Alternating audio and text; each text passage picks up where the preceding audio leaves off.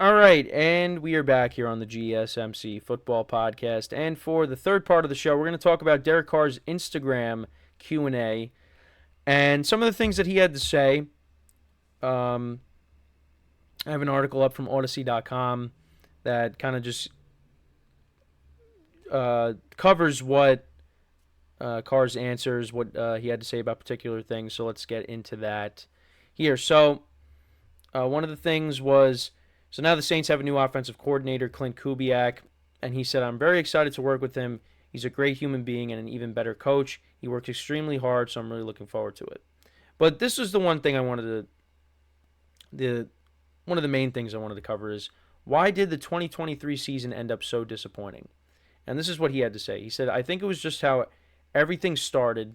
You know, we end up losing a few after the first two games and a lot of guys getting hurt. And we weren't at our best. So it started off so exciting. We won, and then it started going like this, and then we felt the frustration and all that kind of stuff. So we finished strong. We just didn't finish good enough. So looking forward to another chance at it this year. Can't freaking wait. And yeah, I mean, the Saints, they did win their first game of the year against the Titans. I think the final score was like, what was it, like 16-15? It was like a weird score. It was a close game. And yeah, the Saints, they were kind of just, I mean, the one word to describe them, inconsistent. That's what they were the whole year. You know, Derek Carr had good games and he had bad games. Also got hurt a lot. I mean, the Packers game, they were up 17-0. He has to leave that game. Left the game against the Vikings. It was kind of a mess. And then Derek Carr caught fire at the end of the year. They played really well against the Buccaneers, and then they destroyed the Falcons. They finished 9-8, tied with the Bucs, but unfortunately the Bucs had the tiebreaker, and that's why they made it to the playoffs over the Saints. But you know, if the Saints got in, they probably would have beat the Eagles too. So, and now going into next year, you know, we'll see what happens, but I know there's a lot of people, it doesn't seem like they're that high in the Saints. I mean, the cap situation's not the best. They have an older team, but, I mean, we'll see. The division, I think they'll be competitive in the division. I think their best path is probably going to be trying to win this division. But we'll see what happens. But yeah, I mean, Derek Carr, again, was inconsistent, turning the ball over. I mean, the Saints, they would put together good drives, and then you'd have Carr, you know, turn the ball over. He had that interception that Jesse Bates picked off against the Falcons, pick six, you know, with the Saints driving. It's just, the Saints were a frustrating team to watch. And, you know, they had that comeback against the Lions, but then they still ended up losing the game. So you see the talent on this team. It's just they were inconsistent throughout the year. So, and like he mentioned, guys got hurt. I mean, again, he got banged up as well. So, you know, we'll see what happens now in 2024. But, you know, there's going to be no more Michael Thomas. He's on the free agent market still. So, we'll see what the Saints do. So, also, they do play the Raiders this year, and that was Derek Carr's former team. So this is what he had to say about facing his former teammate, Max Crosby. He said, I'm looking forward to it. I cannot wait, and hopefully I'm going to start a fight with him and punch him, and this is him joking, and then have the ref only see him throw his punch back. That's my goal. So that's what he had to say about Max Crosby. Now, the schedule hasn't come out yet, so, I mean, we'll see when they end up playing each other. I mean, it's probably going to be like a 4:00 game. Well, where is it? I think it's in Vegas, so it's probably going to be like a 4:00 game, well, Eastern time, or maybe they throw it on Monday night. We'll see, but that's what he had to say about that. But yeah, I mean, this is a big year for Carr. You know, the Saints, they invested a lot in him. I know I think he took a pay cut this offseason. I think they had to rework, or at least, yeah, they somewhat reworked his contract because it's just, their cap situation it's been bad for a long time. Um, but also another thing, so he hinted at his interest in playing with a wide receiver already on the Saints roster, likely referring to Chris Olave, Rashid Shaheed, or A.T. Perry. He was also asked about a receiver outside the Saints organization, and Carr mentioned Hunter Renfrow, who he played 4 seasons with the Raiders. Renfrow is still a free agent after the Raiders cut ties with him. Maybe the Saints bring him in. They need another receiver, but he's still been out there. And yeah, Renfrow, I mean, coming off of a season in 2021, had over 1,000 yards. Then they brought in Devontae Adams, and obviously Devontae Adams is going to get the bulk of the targets. And Renfrow kind of became the forgotten guy in that offense. And then the Raiders, they bring in Jacoby Myers. They drafted Trey Tucker. There was no role. They drafted Michael Mayer. I mean, there was really no room for Hunter Renfrow. And they cut ties with him, and now he's a free agent. I think a team should pick him up. I think he could still be good. It's just he was on an offense that it just, with Josh McDaniels, that wasn't his guy. And again, you also have Devontae Adams, so again, he's going to get most of the targets. So, yeah, Renfrow, hopefully he ends up with Carr, because that was, with those two guys together, they were good together. So, again, and I'm also hoping for that because I have Renfrow in my dynasty league, and I would like his stock to rise back up again so he can become a player for me and not just someone that fills up a bench spot on my team. So there's a little bit of bias there, but I actually do think if he's in a good situation, I think he could still be good. Now, again, I don't know if he's going to be the same player that he was from 2021, but I think it's just lack of opportunities for him. So we'll see what happens. Maybe the Saints, they bring him in. Because, I mean, it does make sense with Carr there, but again, he's still out there. You still got him out there. You still got Odell Beckham Jr. out there, Tyler Boyd. There's still some names out there when it comes to receivers. So we'll see. I mean, I know the Dolphins are making a push for Odell, and Tyreek Hill, I guess, jumped the gun and thought that the Dolphins were bringing in Odell, and Odell was like, not so fast. So keep an eye on that. But yeah, I mean, again, this is going to be, back to the Saints. Again, for me, I think the best path for them to make the playoffs is through the division because, the Falcons are going to be better. The Buccaneers, again, I want them to be the team that wins the division, but again, right now I look at the Falcons as the favorites because if you look at the wild card, I think there's going to be one NFC North team that makes it. It's either going to be the Packers or the Lions because they're going to be duking it out for the division. You got the Eagles and the Cowboys.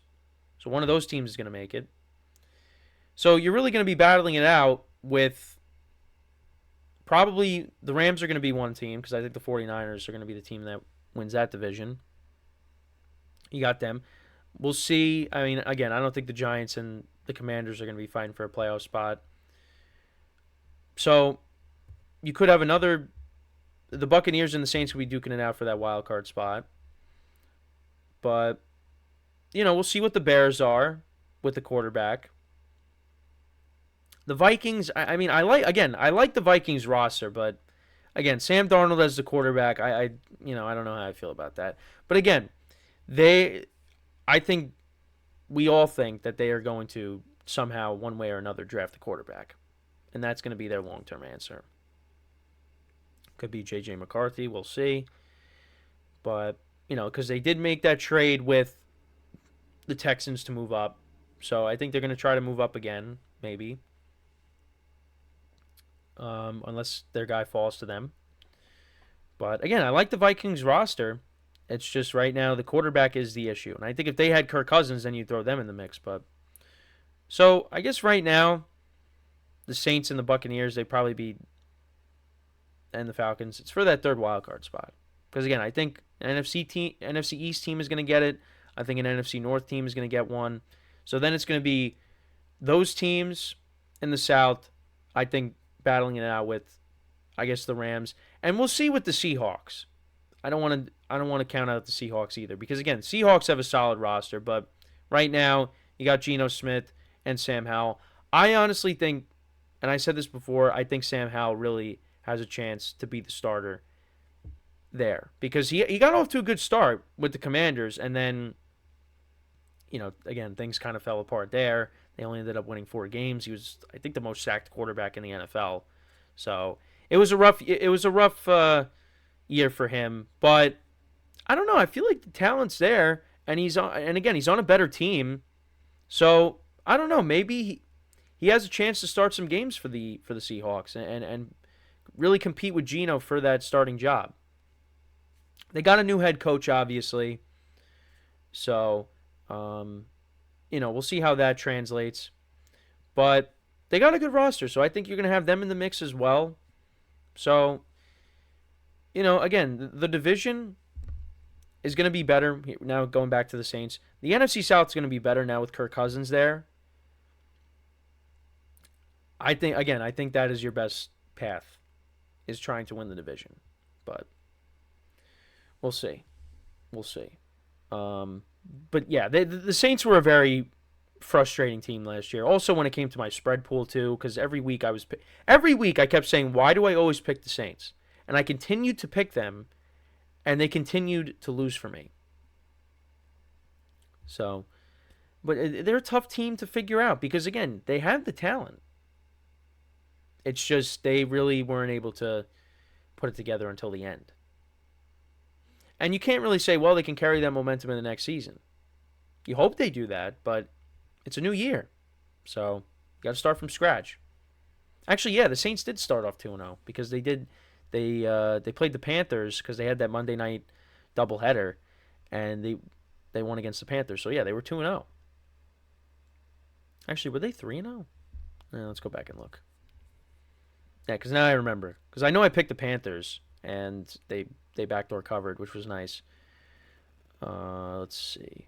The Saints, how did they start off the year? They won those 2 games. Then, because then they lost. Oh, nope, that's preseason.